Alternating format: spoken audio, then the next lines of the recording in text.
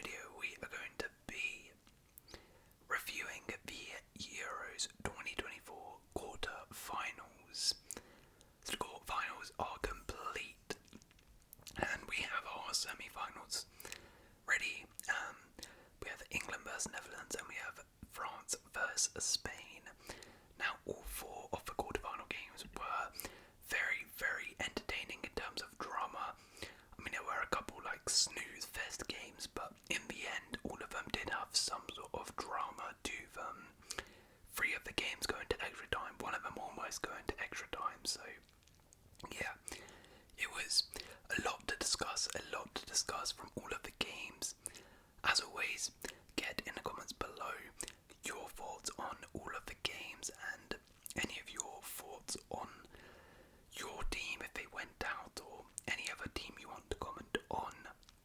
I'm going to go through each game and give my thoughts and opinions, and then of course tomorrow we will be predicting and previewing the semi-finals of the Euros. So make sure you stay tuned for that one. But yeah, let's begin and we'll start in chronological order. So we start with Spain 2, Germany 1. Goals from Daniel, Mikel Merino and Florian Wirtz. A red card as well in this game. And this, most of us were sort of billing this as going to be the game of the tournament, and maybe not in terms of like pure entertainment. Like for a large portion of this game, you know, it was sort of just passing around a bit, but in general, in terms of quality of football, that was definitely the best game we've seen at this tournament. I'm not sure it's going to get beaten, as both teams played some really good stuff at points. Both teams passed the ball around really nicely, created good chances. There was a decent tempo to the game as well. A lot of individual battles, great tactical battle. I loved watching it personally, as you know, both teams had their moments. You know, it started off like Spain were pressing up high, pushing Germany back, and then it shifted. Germany would then go press Spain high, and it was just a really, really fascinating game, and I absolutely loved it personally. And of course, ended in the most dramatic fashion. Mikel Merino in the 119th minute, 2 late goals. Spain thought they're going through in normal time, and then Florian Wirtz pops up with the goal to send it to extra time, and then in extra time we're all thinking we're going to pens, and then Mikel Merino then puts the German. They have their own taste, their own medicine, I guess you can say, as Mikel Merino scores late on. Now, personally, I did think Spain were slightly the better side. I thought they did deserve the victory, although it was quite an even contest. I thought for most of the game Spain were the better side. It was just up until about the 75th minute, basically, when he took off Yamal and Williams and the whole front three and Morata. That's when the game changed, because from that point De La Fuente was just saying, okay, we're holding on to this lead now. He took those guys off. He went to, I think he put Merino like up top to just sort of press and hold back. And it was just a case of, okay, we're defending on this lead. And I think that was slightly a bit of a mistake on his part, as he went a little bit too defensive there. I thought you got to keep these guys on for a little bit longer, as they were giving Spain that outlet on the break. And after those guys went off, they didn't really have that anymore, and then it was just German attack after attack. And yeah, Germany were just pummeling balls into the area in those last 15 minutes, and you saw that was probably Germany's best spell. I thought they really should have done that at a sooner level. Spain could not cope with Germany just from wide crossing the balls into the area and constantly doing it and you know, Fulkrug came on. He missed a lot of chances. He did, but he caused a lot of chaos. And throughout the game, actually, aerially, Germany were dominating Spain. Kai Havertz throughout the game was so wasteful, but he did, especially in the first half, have quite a few good opportunities in the air where he probably should have done better with the headers.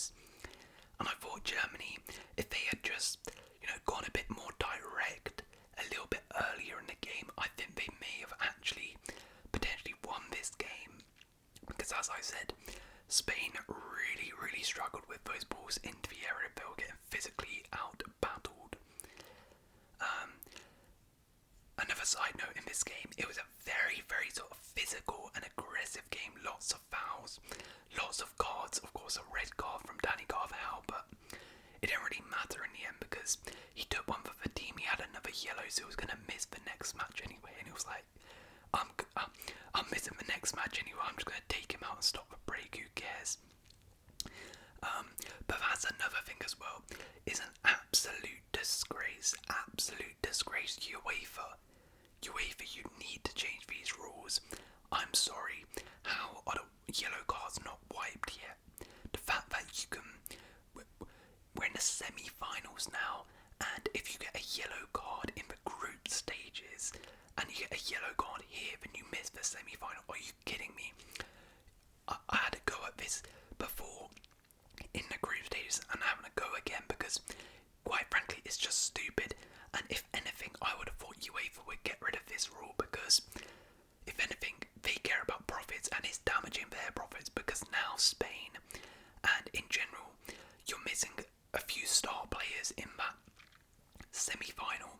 You're not going to see Spain 100% fully fit in terms of full strength because of this stupid rule about yellow cards. Like, I want to see the best Spain team playing the best France team. I don't care about how many yellow cards you get. Honestly, it's just ridiculous.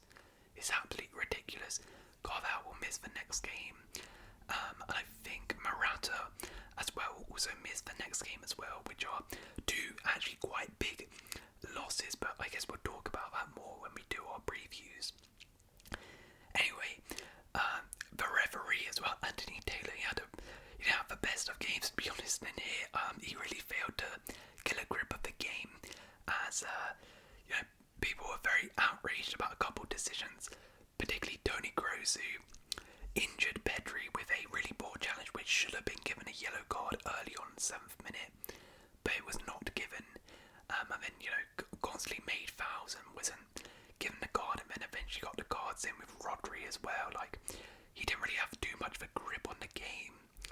And then, of course, the handball instance with Marc Cucurella at the end. Now, people are saying that that was a pen. In my opinion, it's one of those where I think if the referee gives it on the pitch, I don't think VAR would say no, that's not a handball. But he doesn't give it on the pitch, so they say, okay, there's not really enough in that to say that's a clear and obvious error. But personally, I would say, look, generally, I would be outraged if that's a handball. But by the letter of the law, you have an argument to say that might be an handball. I think it's just about the right call, that's not a handball, but I can understand why there were German frustration. I mean, Fulkrug was offside in the build-up to that anyway, so I don't think it would have counted anyway. But still, obviously frustrating if you're a German fan. I also wanted to talk about Dani Olmo. Dani Olmo in this game was absolutely superb. It's really hard when Pedri got injured in the 6th minute or something. It's really hard to come on when you're not really expecting to be played. You just sat down on your bench and suddenly you have to come on in this magnitude of a game. But he was the difference maker. He of course got the goal, the opener, which is a really nice finish, but generally his play was fantastic. Got the assist for Miguel Marino's goal as well. So Dani Olmo was superb. Lamine Yamal got another assist as well. Another good performance by him. Generally, I thought Germany did okay actually to cope with Spain on the wings. Really they helped out Nico Williams fairly well. But as I said, I thought Spain was slightly the better side. They did have a couple of decent opportunities. They were in control a little bit more, but it was a game which could have really gone either way. Obviously really disappointing for Germany, but they can be pretty proud. I saw someone in one of the community posts I did, they said as a German they were pretty happy and proud of the team in terms of how they performed this tournament, and you you can certainly be that. If you're German, it's going to sting, of course, going out on a home tournament like this, but you can be super proud of your side because they went out on their shield, they gave it all they could. They were unfortunately beaten by the better side, but Spain, going out to them in that manner, there's no shame in that at all. Spain have been the best team at this tournament by far. And Germany overall, when you consider how bad they've been in the last few tournaments, this was much, much better. They were just unfortunate in this game, so they can be pretty happy with their performance. A word as well on Toni Kroos. Of course, he is now retired. I saw people saying Miguel Marino sent Toni Kroos into retirement. Technically he did. Toni Kroos has now retired, of course. That's his last ever game in professional football. Very sad the way it's gone, but what a career of Toni Kroos. Absolute legendary player, a legend of the game. Went out on his last season, balled out, was one of the better midfielders at this Euros. Won the La Liga and Champions League as well. Unfortunately, couldn't win the Euros on home soil, but he put in a fantastic display, and yeah, thank you, Toni Kroos, for the wonderful memories. And yeah, I was so glad I got to see Toni Kroos play as a player because he was absolutely brilliant. But Spain go marching on, and you gotta say Spain are definitely the favourites right now. Definitely the favourites. They have beaten every single team they have come up against and played the best football, and out of the remaining teams are by far and away the team who have played the best, so Spain are looking good. Okay, next up we have Portugal, France 0-0. France win 5-3 on penalties. Now, this, after the Spain-Germany game, I was all pumped up. I was like, oh my god, that was great. I'm ready for this Portugal-France game, and then it just literally put me to sleep. Like, one of the most boring games of football I've ever seen. I mean, I did expect this in my preview. I said it was going to be like this because both these two teams this tournament have been dull. They have not impressed, but I did not expect it to be that bad because it was awful. It was an awful watch. Quite frankly, wasted 120 minutes of my time watching that because both teams were very passive. Both teams never really looked like they wanted to score or wanted to risk anything. It almost seemed like both teams were playing for penalties at points. I did think Portugal were slightly the better side. They did have a couple really good opportunities actually. But Manuel made some good saves, some good last-ditch challenges by the likes of Saliba, Theo Hernandez as well. But yeah, I thought Portugal slightly were the better side, but not really much in it. A draw was definitely a fair result. And yeah, Portugal did well though to stifle Mbappe. I did think that Mbappe coming up against Cancelo would cause a little bit of problems. As we know, Cancelo's not the best defensively, but fair play to Cancelo, he actually held his own and did pretty well. Same for Pepe. Pepe again held his own and did really, really well in this game. But yeah, just in general, a really low quality game. France kind of switched up a little bit. They went for a diamond shape and it was okay, but it didn't really do too much difference in terms of attacking wise for them. Of course, Deschamps was trying to unlock Griezmann a bit better than just shoving him on the right. But as I said, it didn't really do too much. And France looked much better when Griezmann came off and Dembele came on the right. Dembele, classic Dembele performance. I mean, really, really good dribbling past guys. You're like, oh my god, this guy's great. Go on, he's dribbled past 2-3 guys, put in a nice pass or shoot, and then he just absolutely skies a shot or just passes to nobody or just dribbles into another player. Classic Dembele. But I mean, this is one of the main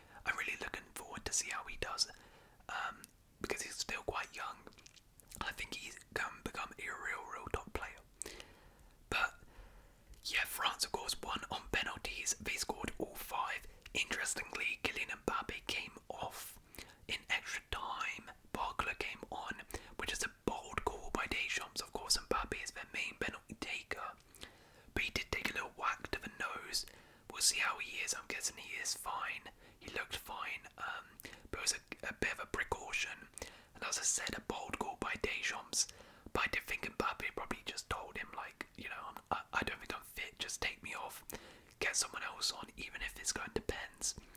Luckily, they did convert all 5 pens brilliantly, and Diogo Costa, who of course saved all 3 pens for Slovenia, couldn't save any of these ones. Unfortunately, couldn't be the hero this time. And Joao Felix was unfortunate. He was the only player who hit the post, and it was very close actually in going in. It wasn't like one of those where he just absolutely skied it or anything, or a rubbish shot.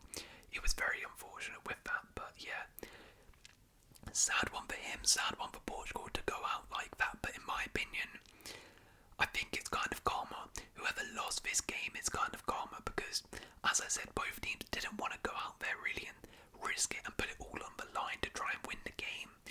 And if you're going to take it down to a lottery in terms of penalties, that's what you get. If you want to win this game, you gotta go for it. You gotta go for it, and neither team really did. An unconvincing performance by France, who are through, and of course don't score again. But France, they just keep grinding their way through in this tournament, as they always do. As they always do. Who knows? They might be able to just keep doing this throughout the rest of the tournament potentially. But they're coming up against Spain next, so they're really gonna have to step it up. But yeah, they're through to the semis, even though they've been really, really poor this tournament. Alright then, so England 1, Switzerland 1. England win on penalties 5-3 because Gabriel Mbolo with the goals.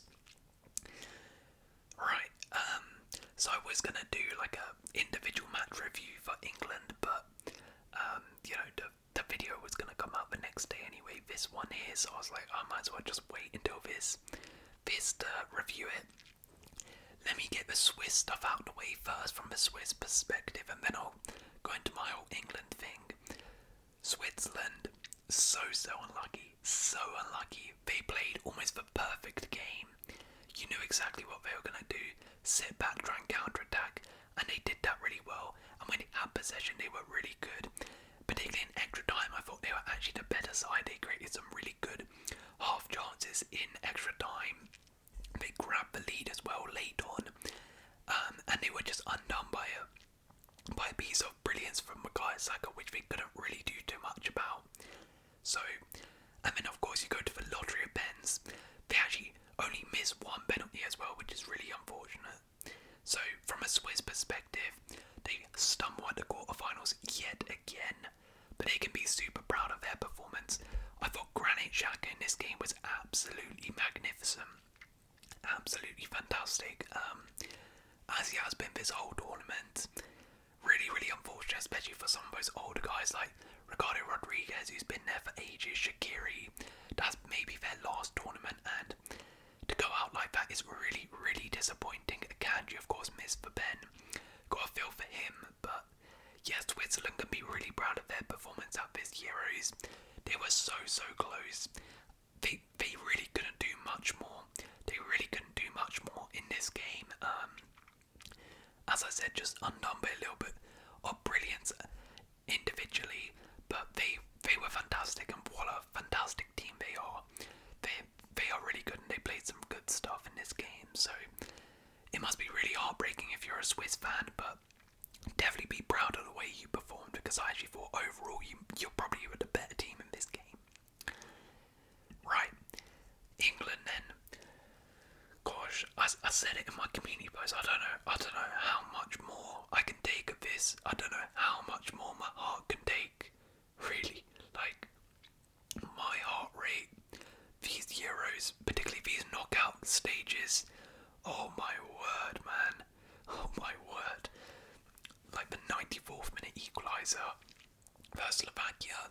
Then this, thinking we're out in the 75th minute, 80th minute goal. And then, almost losing it in extra time as well with the half chances Switzerland had with Shaqiri's corner. And then penalties. Oh man. Yeah, my heart is all over the place. My head was all over the place this day watching this game. But look, overall, I actually thought it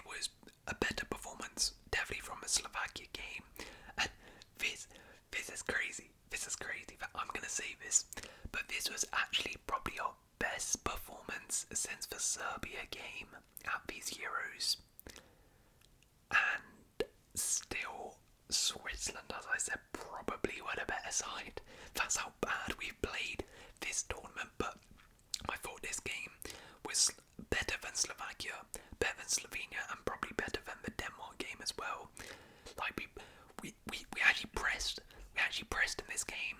This front four, Kane, Foden, Bellingham, and then Manu. These four were pressing high when Sommer had the goal kick, and it actually worked pretty effectively as Sommer kept messing up on the goal kicks a few times. But one of the problems I had with this is a couple times, if you're gonna press, you gotta go all together. You gotta squeeze up. You gotta squeeze the pitch. We didn't do that. We sort of, these four pressed and then the others sat back. Like Saka would sit back, and then that allowed like Ricardo Rodriguez to just get the ball and out the press, or the centre backs wouldn't push up. Brilliant Bowler would drop in a little bit. He would get the ball, turn, and out the press. So that was a little bit annoying, but I did like the press, and now we did implement it fairly effectively. He did, of course, change system to a back three. He went Saka right wing back and Trippier left wing back. Most of us assumed it would be the other way around, but Bukayo Saka. Wow. See, it's kind of been like the Jude Bellingham show at these Euros in terms of the individual player we've waxed lyrical about. Bukayo Saka's done decent in most games, but not been like amazing in any. This was his chance. Now, because Bukayo Saka, even before the goal, he was the best player on that England team. He was taking on his man, this left wing back, every single time. He was cooking him. He was creating chances. Every time he got the ball, he just ran and dribbled. And that's what I've been asking for from these players, you know. I rarely see Foden do this. I rarely see Bellingham. To be fair, Bellingham did it a few times in this game. I thought he was actually pretty good in this left position. He was actually pretty decent. But yeah, I've really been asking for a player to just get the ball and run at the players and say, you know what, I know the tactics are rubbish and that, but I'm just going to get the ball and I'm going to try and make something happen. Because Saka, every time he got the ball, was doing that. And of course the goal was absolutely magnificent goal by him. And yeah, absolutely saved us, because I don't think we were going to score. I don't think we were going to score at all. But then Bukayo Saka came on, got in, brilliant shot, and saved us really. But having said all of that, you know, those are the positives. Obviously, I'm very happy as well. We're free, right? We won on penalties.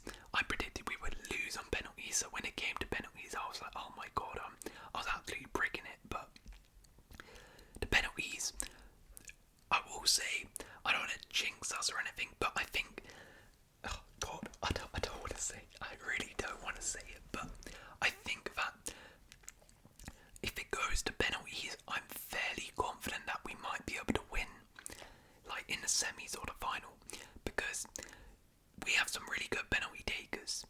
Bukayo Saka, you know, Bellingham, who else took it? It was Trent, Tony, Palmer. These guys are really, really good at penalties. Of course, Kane as well. And then Pickford. Pickford is fantastic at saving penalties. He's really, really good. Absolutely fantastic.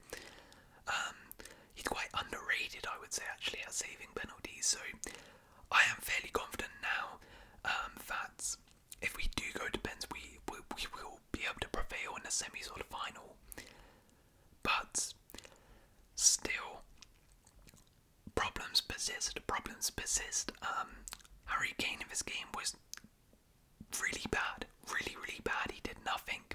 He did absolutely nothing, and he was dropping deep quite a few times, which I didn't really like, because he would drop deep, but then Foden and Bellingham would be in those positions. I don't mind if you drop deep and then Bellingham's running in behind, but he would just drop deep when Bellingham's already there, and it's like, we need someone in the box. Again, problems persist on the left with Trippier there. Luke Shaw did come on, but he came on like a left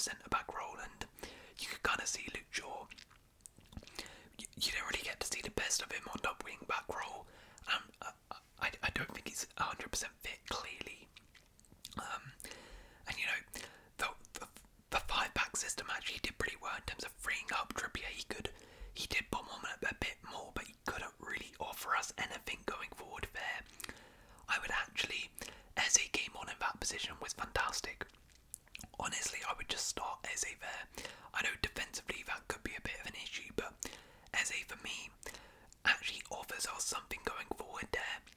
He was really good when he came on, so I would start him. And another problem as well is the subs. They came on so late. Cole Palmer, Eze. These guys came on as soon as Switzerland scored. Like, again, you know, just slow to react. We only react once we go a goal down. If he had put them on sooner, maybe we could have actually scored. Maybe. And, you know, actually gone for the game a little bit. But Southgate, again, really slow to react. But those subs were great. Palmer, Eze, Tony as well was good when he came on. Oops. But yeah, again, just similar issues. Switzerland, defensively as well, we didn't look the best. Defensively, I am becoming a little bit more concerned because defensively throughout this tournament, I feel like we've been getting worse and worse, and we haven't really been tested yet against a formidable attacking side. In this game, we were tested a little bit, and we didn't really pass with flying colours. Like, first half, Switzerland didn't do much. Second half, they created a little bit more, but extra time in particular, Switzerland created quite a few decent half chances, and yeah, we could have got caught out if they had a bit more quality about them. So that's something which concerns me a little bit. But look, I did my whole rant, and all my anger went out in the Slovakia game. I'm going to be positive here. We went through. We got the job done. It was a tough game for Switzerland. We didn't play well, but I did see improvement. Slightly, and of course I'm happy that we're in the semi-finals. And look, we're only 2 games away. If we can repeat this versus the Netherlands and then the final, then I don't care. I honestly don't care. But yeah, let's talk about the Netherlands then. Netherlands 2, Turkey 1. Stefan de Vrij, Mulder, own goal, and Samet Akindin with the goals in what was a thrilling game. This was actually one of my favourite, maybe my favourite actually, of the quarterfinals. It was absolutely superb and definitely needed after that pretty boring, at least 90 minutes in the England-Switzerland game. Netherlands-Turkey was a fantastic game as a neutral to watch. Thoroughly enjoyed it. Turkey took the lead rather surprisingly because by that point, Netherlands actually started off really well, really dominant. But then Turkey just came out of nowhere and just scored the goal in typical kind of Turkey fashion with a scrappy header, and they got that goal and they were holding on. They were defending for their lives in this back five, absolutely defending for their lives. And I thought they were actually going to do it. I thought they were going to defend and hold on, because from that point the Netherlands didn't really create too many clear-cut opportunities in the game. They really struggled to break down Turkey. They really did. And Turkey were just defending, hitting out long to Yilmaz, who, by the way, this guy, oh my gosh, he put in so much work throughout this tournament, holding up that ball, running the channels, trying to get his team out of pressure. He was superb. Arda Güler, oh my days, with an absolute peach of a ball for that goal. And Arda Güler with another fantastic performance. He is out of the tournament, but he has been one of the best young players at this tournament. Absolutely superb, and I can't wait to see him have a full season at Real Madrid, because he's going to light it up. He is so good, absolutely good. But yeah, Turkey were holding on, and then finally Stefan de Vrij with a header. That's something which Turkey, they didn't really deal with against Austria, and they didn't deal with in this game, just balls into the box, particularly from set pieces, corners. And de Vrij got the header, got the goal, and then from there, Mert Mulder, who's had a fantastic tournament, just switched off. He switched off at the back post. Ball comes in from Dumfries, it's a great ball. And Mulder,